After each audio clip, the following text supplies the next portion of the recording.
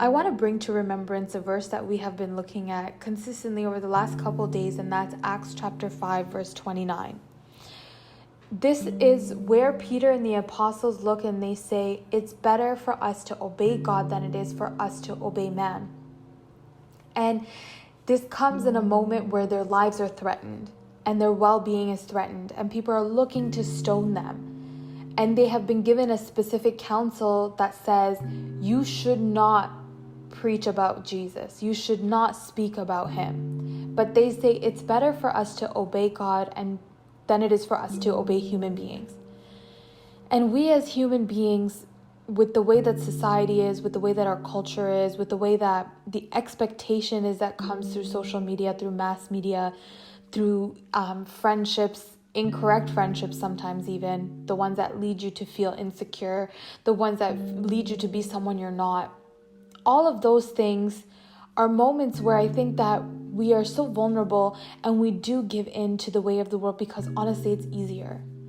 For Peter and the apostles' lives to be threatened and for them to stand and say, I still choose to obey God is not easy. We live in a world where peer pressure is so tough. Schools are becoming tougher in the expectation they have outside of grades, in what it means for your appearance, and what it means for the things that you do, the friends that you have, your social media presence. These things are now becoming so influential. And then there's societal norms at work, the expectation coworkers have of you, the extracurriculars and after work events that maybe sometimes you're not comfortable with, but you feel the pressure because you know that your boss will be there, for example. Or the conversations that are being held. All of these moments are moments where our faith is really tested. Because sometimes we want to be so accepted by the people, but everything that's going on and the situations that are surrounding go against everything that God has told us to do. And God has counseled us and God has advised us to do. And that's why the power of obedience when linked with your faith is an unbreakable force.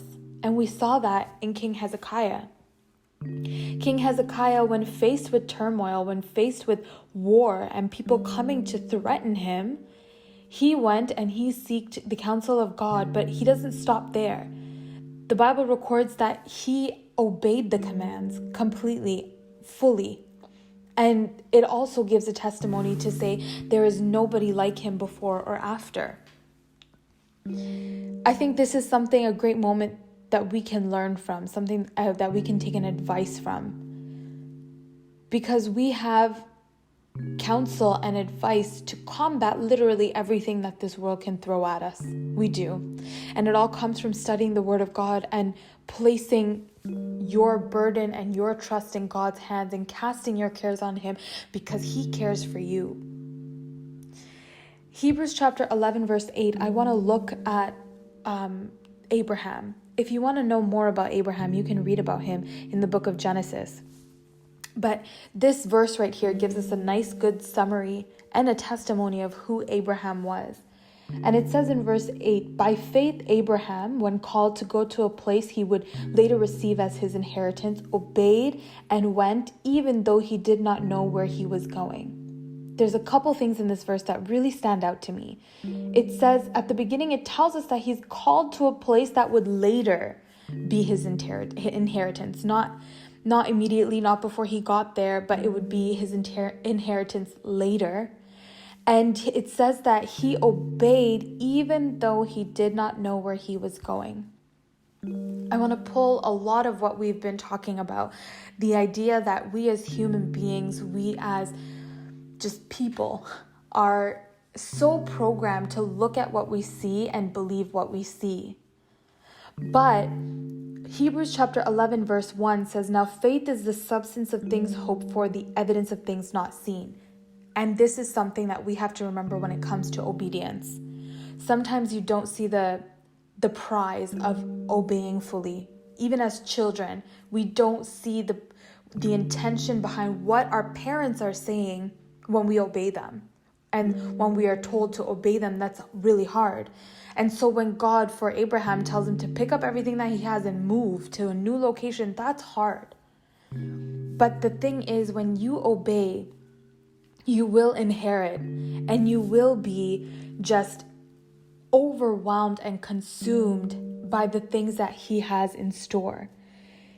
Because it says, without faith it is impossible to please him. For he who comes to God must believe that he is, and that he is a rewarder of those who diligently seek him. I pray that you, in your daily personal life, will make the choice and decide every second to put your trust even more in God, and to put your faith even more, to let him work in the ways that he wants to work in your life.